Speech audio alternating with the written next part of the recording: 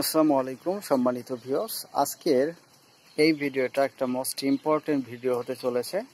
কেননা এই ভিডিওর মাধ্যমে আমি আপনাদেরকে জানানোর ট্রাই করব যে এদেরকে কখন কৃমির ডোজ করতে হয় বা কৃমির ডোজ কখন খাওয়াতে হয়।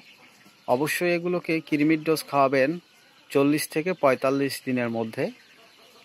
40 থেকে 45 দিনের মধ্যে যদি আপনি কৃমির ডোজটা সেরে ফেলেন তাহলে মুরগির বাচ্চাগুলা আলহামদুলিল্লাহ সুস্থ থাকবে। যারা এই রকম লেয়ার মুরগি লালন পালন করেন সেদিকে অবশ্যই খেয়াল রাখবেন যাতে মুরগির কৃমির সমস্যা না হয়।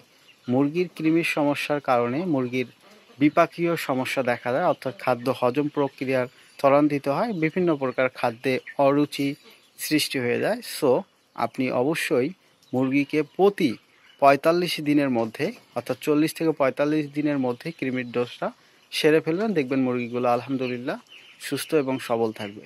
কৃমির ডোজ করার পর এদেরকে অবশ্যই লিভার টনিক খাওয়াতে হবে।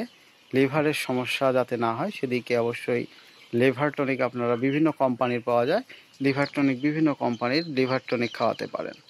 লিভার টনিক মুরগির জন্য অত্যাধুনিক একটা সিস্টেম। এদের লিভারের যে ডিজিজগুলা এগুলো অবশ্যই থাকবে না। আপনারা যারা মুরগি পালন করেন অবশ্যই এসব সম্পর্কে আপনাদের একটু হলেও ধারণা আছে। লিভার টনিক দিনে একবার করে অথবা 2 বেলাও দিতে পারেন, 1 বেলাও দিতে পারেন।